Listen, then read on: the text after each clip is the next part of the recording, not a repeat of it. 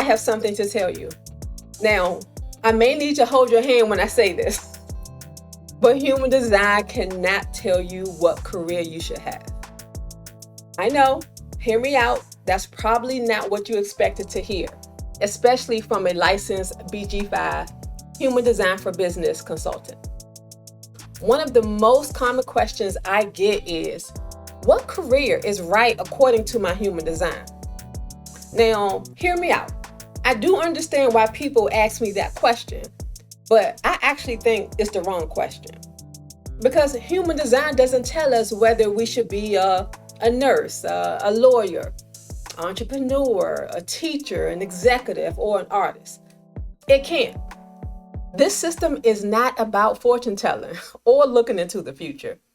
It is a system of complex arithmetic and various sciences that identify how your energy flows, which allows you to track and leverage pattern recognition. What it reveals is how we are designed to contribute value to society. And once you understand that, then you can find careers and industries and businesses or leadership opportunities, as well as partnerships that align with how you naturally display your strengths, your talents, and your skills, which are sitting right there in your chart, easy to recognize. Now, today's episode comes from a viewer who asks, as a manifesting generator with the 360 channel as my only generator channel, what career fits me best? Well, from what I can see, I don't think the answer is a career title. I think the answer is about orientation. Welcome back to Human Design in Real Life. I'm Erica Satori, a social scientist and founder of Satori Synergy. Thank you for joining me. If it's your first time here, I help people understand themselves so that they can understand their assignment in life through using human design, astrology, sociology, and leadership psychology. So you can stop forcing what doesn't fit and start aligning with who you actually are. I translate human design in a way that makes sense for everybody in everyday life. So if you're into that, be sure to subscribe, like, and share, which sends the energy of appreciation back to me. Because I know that human design isn't just something to learn, it's something to live. But most people approach human design career questions like this. They say, Erica, tell me my type, my profile, and my channels, and tell me what job I should get. I mean, which is cool, but I don't do basic readings. I won't. I can't. Being mediocre is literally my not self. My gate 8 is my main character energy. But you can get a basic synopsis for free in my career design synopsis report after you run your chart on my website. Now, my report is good. It is solid. It does not compare to a live analysis session with me, though. Plus, that's not really how human design works. Now, imagine asking a hammer what house it should build. A hammer doesn't build houses. A hammer drives nails. The same hammer can be used by a carpenter, a contractor, an artist, set designer, someone building furniture. The tool stays the same. It's the application that changes. Human design reveals the tools you have to use, your natural talents and the skills that you were born with. Now, like any good superhero, it's up to you to learn how to use your superpowers properly. Your life and your circumstances and your choices, they all determine how you use your tools. Now, when I look at someone's charts, I don't immediately ask, what job should they have? I ask a few different questions. One of them being, what problem are they naturally designed to solve? And that's where this chart gets really interesting, and it speaks to me. Let's get into today's chart.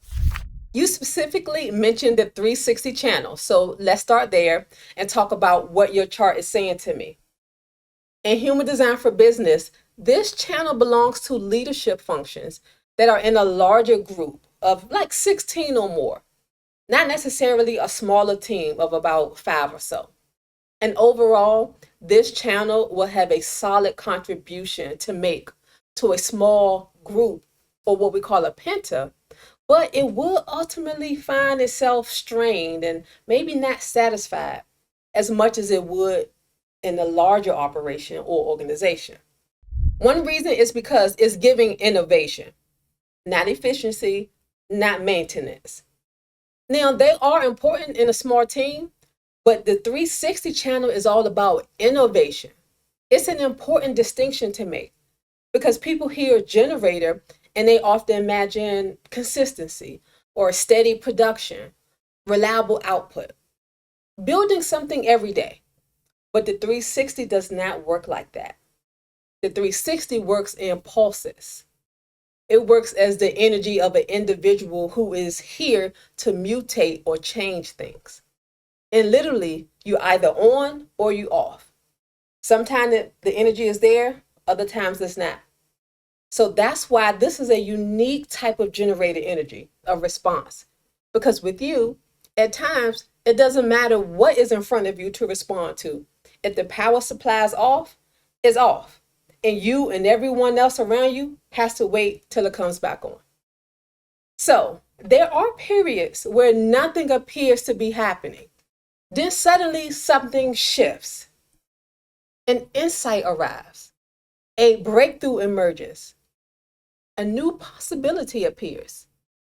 A better way becomes visible, like a Satori. But it's not mental.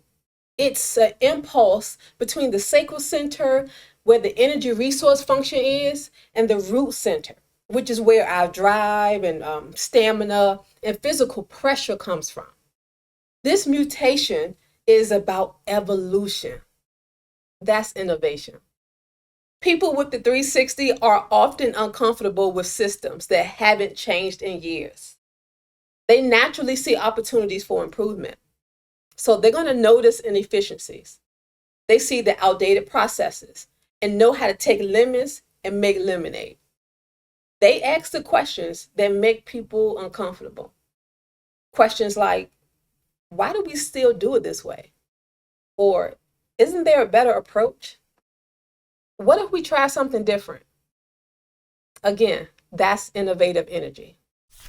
Here's what I think happens to a lot of people with this channel, though. They spend years trying to fit into environments that reward maintenance because anyone with this channel is a generator type. Now, I know this particular viewer is a manifesting generator because of that 3536 channel. Now, maintenance is typical builder and generator energy. But anyone with the 360 is designed for evolution. What maintenance asks is, can you keep things the same? What innovation and evolution asks is, can you make things better? Now, those are completely different jobs. And here's where frustration often shows up. Because the innovator enters into a system and immediately sees opportunities for improvement. So the organization is like, hey, we hired you to do a job. But the innovator is thinking, yes, I can do the job, but the job itself needs improvement. Okay, and then we have tension. Not because anyone is wrong, but because the person is trying to express their natural design. Innovation often creates friction before it creates value. Now, people don't always appreciate the new idea when it's first introduced. Sometimes they resist it or dismiss it, or they think the person is creating unnecessary problems. Now, that's until about 6 months later when everyone realizes that you were right. Now, I wrote an article about this, how individuals have to move from being looked at as unrealistic to becoming the blueprint. I'll link that in the description. Now, the 360 is what makes you a generator. But with it being an individual energy, I wouldn't isolate just the 360 and only look at that. The rest of your chart is telling a larger story. This is where my unique and elite systems thinking as a social scientist kicks in. Let's take a look at the other channels right quick. The 6447, that tells me you can take confusion and create understanding. You can make sense of complicated experiences. Like you could connect the dots, you can uncover patterns.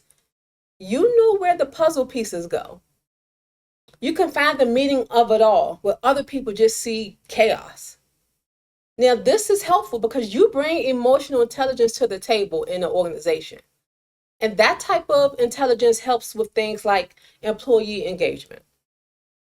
Now, that 1333, this is the storyteller, the wise historian, the keeper of the collective memory. This person tracks historical data that a small team or a large organization relies on to have their ear to the streets and record the transactions to be used to investigate how to improve the work environment or to improve operational execution. Your manifesting channel, the 3536, that lets me know that you learn by living, by trying and risking and failing and succeeding, by having stories to tell. You're not here to just watch life. You're here to participate in it and initiate others into experiences that evolve them as well. This energy sees something larger than itself, and it naturally moves towards being a guide or an influencer or a person that shares their experiences and life advice. And that gives them peace. What makes them angry is when people refuse to learn from a good lesson because it irks them to keep repeating the same mistakes. Now, this 1949, I think this is fascinating. It's tribal energy. It notices what everyone else on the team needs. So it's sensitive to other people's needs. This is the natural strength to support the larger management structure of an organization. It notices when the agreements no longer work, or when the expectations are outdated, or when relationships, systems, and organizations and communities need new rules. This is social reform energy. Now let's put all of that together. You have your 360 generator channel. That is all about being the individual who is innovative and makes something out of nothing. This would be a great change management leader. You have 3 strengths that empower and guides the emotional intelligence and the interactions and the employee engagement in a large organization. Your 64, 47, 13, 33, and the 35, 36. And we just looked at the 1949. That's the energy of like a policy director or the compliance officer. This isn't someone who simply performs a role. This is someone who helps a system evolve. Okay, so if we absolutely must talk careers, although you did not mention your current career field or your future interests, I wouldn't want to limit you by just focusing on specific job titles. I would talk to you about environments. To me, your environment matters more than a title because anyone can do anything for a short period of time. But nonetheless, this chart may thrive in roles that incorporate organizational development, change management, being an outside consultant that comes in, maybe product innovation, community leadership, any type of education reform, human-centered design, user experience research. This would make a good entrepreneur. Or in a company where you can do social impact initiatives or cultural transformation. Leadership development would be good too. And that's just from your strengths.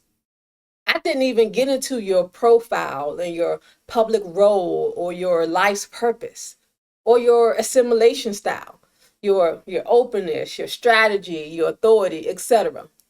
All the things I would get into in a private session. But I want you to notice the pattern. Every one of these fields involve helping something evolve, right? A process, a business, a team, a culture, a community, a person. The common denominator is not the job title. It's the mutation, the change, the innovation, the transformation. Now go back and watch what I said about the hammer and plug that in right here. Now, as I'm coaching and advising, my instincts and intuition just jump out of my throat in real time. So that plus my open ajna, I can't readily recall my insights on demand. So I'm glad this is recorded. So whatever I said about the hammer, plug that in here. I'm sure it was enlightening, so run that back. I'm going to leave it here for now.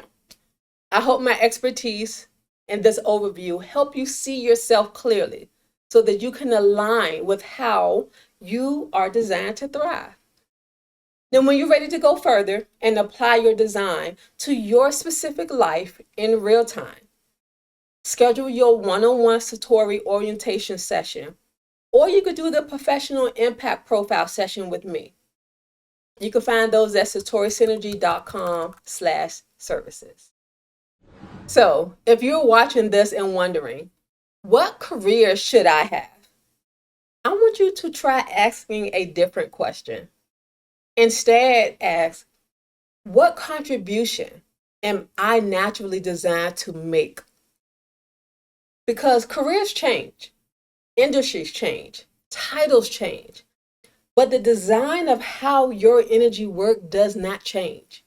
Well, outside of the transits, it remains consistent. Remember, your blueprint chart is a snapshot or a screenshot of the energy that was imprinted on you the moment you were born. It is unique to you just like your fingerprint. I can even dig deep and see the energetic differences in twins. Now, for this viewer, I don't see someone whose purpose is tied to one particular profession. I see someone whose purpose is tied to innovation and evolution, helping people with systems move from what was to what could be. And that contribution can show up anywhere: a boardroom, a classroom, a business, nonprofit, a startup company, a community organization, or even in a family. The real question isn't, what should I do? The real question is, where am I allowed to evolve what already exists? Because that's where this chart comes alive. And that's where this human's design will feel alive and thrive in real time. If you'd like your chart featured in a future Human Design in Real Life episode, send me a message with your question and a screenshot of your chart from my website, satorisynergy.com.